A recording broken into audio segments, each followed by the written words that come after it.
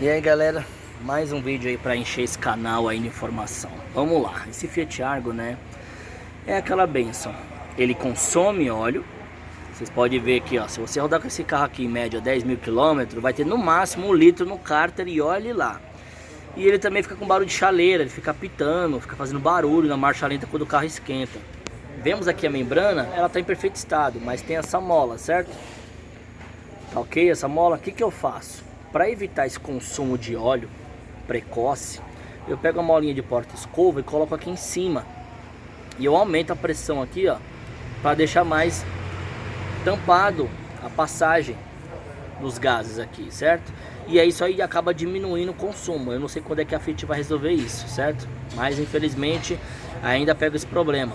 Esse carro chegou aqui na oficina com 1 litro, 1 litro mais ou menos, 1 litro,2 ml, né? 1 litro e 200 no caso ml, abaixo do nível. E aí o que acontece com ele? Você acelera, você está numa estrada aí, está acelerando por um bom tempo, 3.000 RPM, a luz da ejeção acende, aí aparece a informação, né? Reparar o motor, etc. E aí dá sensor de fase, muitas das vezes dá sensor de fase. E aí quando você vai olhar o nível do óleo, tá baixo. Por quê? A polia não avança. O variador aqui ela não avança. E aí ele dá problema de sincronismo, ele vai condenar o fase, mas não é o fase, na verdade é o nível do óleo que vai estar baixo, mas o nível do óleo está baixo pelo consumo de óleo através dessa membrana, que tem na família GM também, né? Agora a maioria dos carros modernos aí, eles estão saindo com isso, a família Volkswagen também está saindo, a Renault também está saindo, muitos carros tem isso. Então eu faço isso, ó, a molinha tá lá. Então você pega e faz o que? Põe uma molinha de porta-escova. Se você colocar uma molinha muito grande, você vai ver, você vai perceber que vai criar muito ar no sistema. Você vai abrir e ele vai jogar ar para fora, como se estivesse virando um compressor, um motor no caso, né? Ah, mas é um serviço certo? Pô, cara, é um serviço paliativo. Concordo com vocês aí. Eu sei que alguém vai criticar e eu respeito, tá? O canal tá aberto para crítica, fica à vontade aqui. Aqui é democracia, aqui não é ditadura, certo? E aí o que acontece? Você fala, pô, eu como solucionar? Pô, beleza, você pode comprar uma tampa nova, mas não vai durar alguns meses, vai dar problema. Eu acredito que os caras erraram no cálculo dessa mola. Acho que poderiam ter colocado uma pressão diferenciada. Então o que eu faço é isso, né? E eu pego muito motor da família Fiat Argo aí, Firefly, né? 1.0 3 cilindros, né? Com problema de que o cara deu pau no motor, arrebentou o motor, o óleo cozinhou, virou uma pasta, virou uma maionese.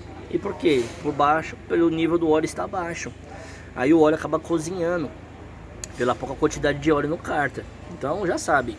Ah, mas como é que eu sei se o barulho é daqui? Aquele barulho do motor que parece uma chaleira. Você vai desligar essa mangueira. Você vai desligar e vai tampá-la, né? Claro que vai dar entrada de ar falsa. Se você desligar, tampou ela e parou o barulho, quem está fazendo o barulho é a membrana. Lembrando que essa polia também dá um barulho semelhante e o retentor do volante também.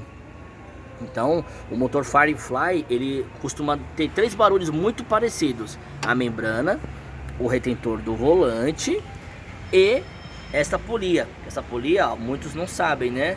Você acelerando, ela acompanha a rotação do motor. Quando você tira o pé do acelerador, o motor tá no giro alto, mas o alternador tá no giro baixo. Entendeu? Os primeiros carros que eu vi isso foi BMW, né? Eu vi com esse sistema, mas agora a Fiat também faz. O Ford Ka também, eu acho que tá usando o mesmo sistema também, o 3 cilindros. Entre outros aí que eu não vou chutar aqui para não falar bobagem. Então já sabe, tá consumindo óleo, não sabe por onde? Ah, é os anéis. Não, não é anéis. É a membrana, é esse diafragma aqui. Certo? Então fica a dica aí. Tá fazendo barulho, tá consumindo, aumenta a pressão dela. Para descobrir se o barulho é dela, desliga a mangueira do respiro, tampa e deixa o carro ligado por um tempo. Parou o barulho, era ela. Ou é o retentor do volante, que você vai saber desligando a correia. Você remove a correia, tampa aqui com alguma coisa, você procura alguma ferramenta ou algo parecido para poder tampar aqui, certo? Se persistir o barulho, é o retentor do volante. Então fica a dica aí, tá ok?